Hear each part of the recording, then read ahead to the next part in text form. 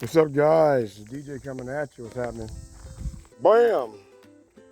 Another slight review on the Swagtron Eb5 Pro Plus electric bicycle. That's right. There it is in all its glory. All right, guys, this is what I got going on. Right now, I'm not really doing a test on it. I know what the bike is capable of. I'm not doing a test at all. I'm just out here riding my bike and doing some thinking, as we all should be doing in these crazy times we live in. So anyway, I have to brag on the bike again, guys, and tell you guys and warn you guys that you don't have to spend a lot of money to have a good e-bike, guys. Not at all. Not at all, guys. And I got bikes that I bought down through the years, all the way up to $4,100 e-bikes I've had and have as proof that you don't have to spend a lot of money. They have some companies out today that have really nice e-bikes at a super inexpensive price, and I'd like to encourage you guys to don't believe the hype. Don't think you have to pay $2,500, $3,500, $4,000 to have a good e-bike. That's not true. Because if we all think about it, the bike formula has been around for years. It's proven, it's tested. The bike frame is basically indestructible if you treat it right. Okay? The drivetrain is basically bulletproof if you treat it right. Keep your chain oiled or whatever. But now we're into the realm into of e-bikes, and they're proving to be very reliable, especially the geared hub motors is what I really love out of all the drivetrains of e-bikes. And I've had them all. I've had, well, it's not a vast, it's not a big variety of power systems. You've got the hub motor, the geared hub motor. You've got I forgot the technical name for it, but the hub motor where there's no moving parts. You've got that one, and then you've got the mid-drive. I've had a mid-drive before, and it works really nice. You just got to watch your chain, because your chain will snap due to the amount of torque that is being applied to the chain, because you have the motor power with the mid-drive, and you also have the human power. But anyway, let's talk back about this little inexpensive, cheaply priced bike, but not cheap in quality. Why not cheap in quality? Because they just stick with the basics with this bike. You got a simple on and off button right here, guys. You know, just hit the little red button when you want power, and hit it again when you don't want power. Get you a rear view mirror, you know what I'm saying? It's got chunky tires for a smaller bike. It's got some chunky tires on it that absorb some of the shock. No, you don't have any suspension involved, but you don't need any suspension on a bike. There's only going to be going speeds of 15 to 18 mile an hour, stock anyway. My modified version of this that I have, it does like 26, even though I don't ride it like that because, you know, the small wheel size. It was just a project I was working on. But this bike right here, guys, I have to tell you again, Swagtron, I don't even know if you guys know how wonderful this little bike is. It is very wonderful. And also, guys, I also have a Brompton folding bike that I converted to electric. You guys know how expensive them Brompton bikes are. I paid back in 2015, I paid $2,500. But I got, that wasn't just for the bike, that was with luggage, bags, and all this other stuff that came along with it. But the bike itself probably ran right around $1,800, something like that. But anyway, I still have that bike, matter of fact, and it's for sale. But anyway, even though I have a Brompton bike, it's a high-end bike, I prefer riding this bike over the Brompton. That's right. I prefer riding this bike over the Brompton, especially when it comes to commuting to the store, this and that. Okay? Let me tell you the beauty of this bike. One of the things I really like about this bike is a simple drivetrain. Okay? One gear. You don't have to worry about any gears, having any headache with your shifting mechanisms or whatever, because you simply have one gear. And again, that's the beauty of it. Now, in the rear, it has a 12-tooth sprocket in the back. And I don't know what the chainring size is in the front, but I would tell you this: you get a very nice pedal cadence where you can cruise at a comfortable 10 mile an hour. If you up your pedal cadence a bit more, you'll get 12 to 15 miles an hour. And that's more than fine, I'd say, on this bike. Now, I'm out here, I've ridden so far right at about 5.5 miles. I'm up at about 7 miles, right? And this is an e-bike, just to show you how well the gearing is on this bike and how it really does have appropriate gearing for riding as a bicycle, because some of these smaller bikes, some of them, they gear it too high and you're just spinning, you're pedaling really fast going nowhere. And that's the way it is on my Fido bike that I have. It's an awesome electric bike, but I'm gonna have to try to figure out how to re-gear it because they have it geared too high. You pedal and you're pedaling fast going nowhere. Whereas on this bike, you get a decent pedal cadence. It has a 12 tooth, like I said, rear sprocket, and you're cruising 10 mile an hour, 10 to 12 mile an hour. It's awesome, absolutely awesome. And like I said, I'm like 7 miles in right now. And the only time I've used the power is for inclines, pretty much. Just for inclines. I don't need it on the flats because it has a decent pedal cadence. And also, one thing nice about this bike too, that's different from a regular traditional bike, is it has like industrial size bearings. So I'm sure that adds to the efficiency of this bike. Guys, I got this bike refurbished, okay? And as I said in my other post, I bought this bike. I got this bike kind of as a 2-for-1 deal. I already have one of them, right? It's my project bike. Well, I had planned on buying a second battery, and the battery's like $129. Well, they had this refurbished bike on Swagtron on their website for $379. Well, the second battery pack was going to cost me $129, so I figured, what the heck, I might as well just go ahead and buy the whole bike for $379, including free shipping, guys. Including free shipping. Yes. Yes. And I'm here to tell you, you're listening to a person that has right around over 8,000 miles, 7,500 to 8,000 miles on e-bikes. Okay?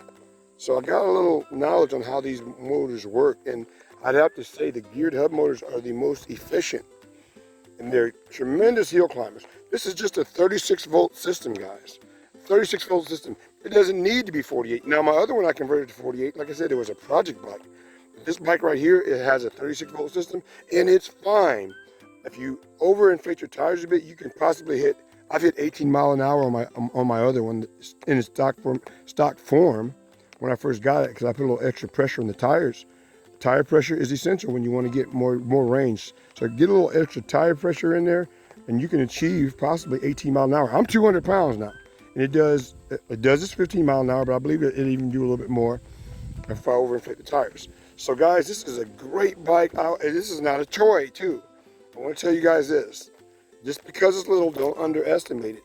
Matter of fact, that makes it a bit more, I don't want to use the word dangerous, but you have to use even more caution, because that rear wheel generates more torque than a regular 26-inch size or even a 20-inch wheel because of its diameter, okay? Smaller wheel size, you have massive torque with this motor. Do not underestimate it, okay, guys? I've let some of my buddies ride it at work, and they were absolutely blown away by the amount of power that little motor has in it. Okay, it's an awesome bike. And also, what makes this bike so beautiful is the simplicity of the bike. It has the just basic cable brakes, pads on the brakes. That's even keeps everything simple. The bike weighs a grand total of 37 pounds. Now, let me get back to the Brompton comparison. This might be the Brompton killer. If people thought about it, I know I have a Brompton, guys. I can talk. Yes, I can. I have a Brompton bike. But when it comes down to going in the store, I mean, you can put a basket or whatever on any bike. Like right here, I have a folding basket on this bike right here. I mean, on the front handlebars right here. I just fold it down. I can put cargo in there. And on top of that, I got a backpack. Yes. And if I want to put a rear rack on it, I can do that and have even more storage space. But here's what I'm doing, guys, with this bike specifically. I'm keeping it naked on purpose. That way, when I go in the store, they have no questions. Like my other bike that I modified, I have a luggage box permanently attached to it. I can't take that into the store. But this little bike right here, I keep it naked like this on purpose, so it goes in the store with me. I don't have to worry about theft. I walk in, and what I do is I get the little red basket and I put it right here, set it right here on the bike, and I lower my seat and it holds the basket in place. Yeah, that's simple. Yeah, and then I got that basket there, and then when I get to the checkout, you know, I load my stuff up in my backpack that I have on my back. That's simple, guys. And this bike does absolutely wonderful. Absolutely wonderful. I'm trying to encourage you guys to let you know, because a lot of people get intimidated, you know, they don't want to spend a lot of money on their first e-bike. You don't have to. You do not have to. You get you something like this if you don't mind riding a small wheeled bike, you know. People may think you look a little goofy, but that's fine, but because you'll be having a good time. You know, you'll be saving money, you'll be saving wear and tear on your car. I don't even drive my truck. I only drive my truck like once a week to work. And I got motorcycles too, but that's just to you know, not let it sit too long. But I'm going like 100% e-bike and motorcycle travel, you know, because it's so much cheaper and inexpensive as opposed to a car. The only time I need my truck is when I need to get extra, you know, bigger items, or it's snowing or whatever, you know, or raining super hard, a storm. Other than that, I'm on my bikes, you know, 90-something% of the time. And it keeps you in shape also. So again, guys, check out this bike, the Swagtron Eb5 Pro Plus. It just might be a Brompton killer for you. A Brompton bike will cost you, I think the basic bike is like $1,300 to $1,400. This bike right here costs a total, brand new now, it's like $500. $450 to $500 brand new. They fluctuate with their pricing. Swagtron does, but I'm telling you guys, if I were to price this bike to say what it's worth, you know, I would say even $800, it would be a fine price for the quality that I believe this bike has.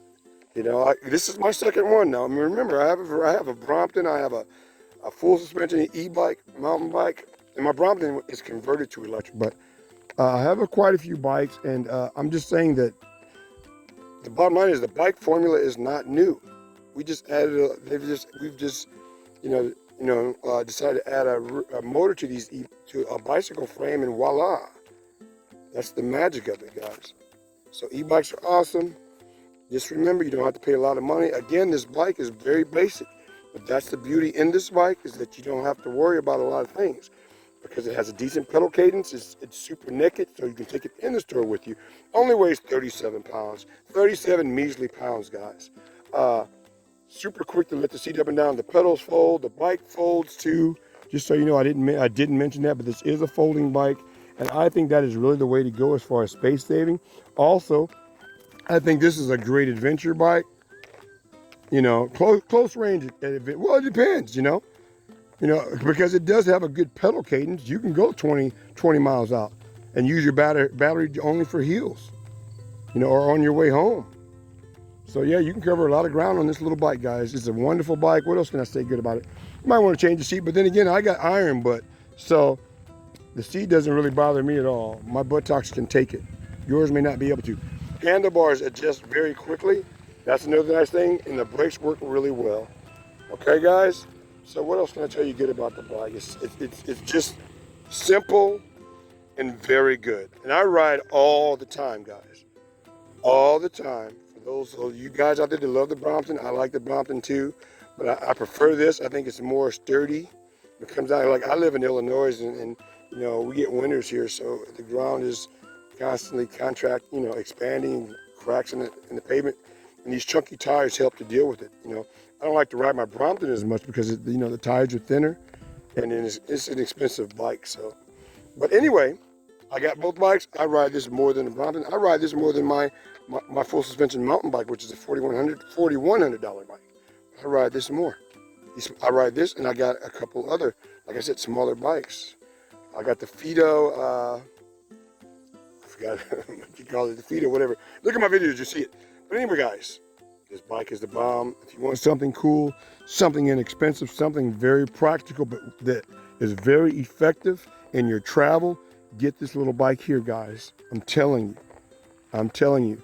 And it has plenty of torque to climb hills with the pedal assist. Now the pedal assist is just basically on and off. When you hit the button, it's full power. So no, it's not.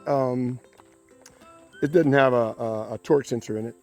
like the more expensive bikes, but you don't really need one in this bike. You asked me, that's my personal opinion, because again, you have really good pedal cadence and good gearing. They gear this bike just right to pedal and actually obtain a decent pedal speed, like of 10 to 12 miles an hour. I think it's very nice. So didn't have the fancy electronics, but that's the beauty of it. Hit the button and go, guys. All right, it's your boy DJ. Later.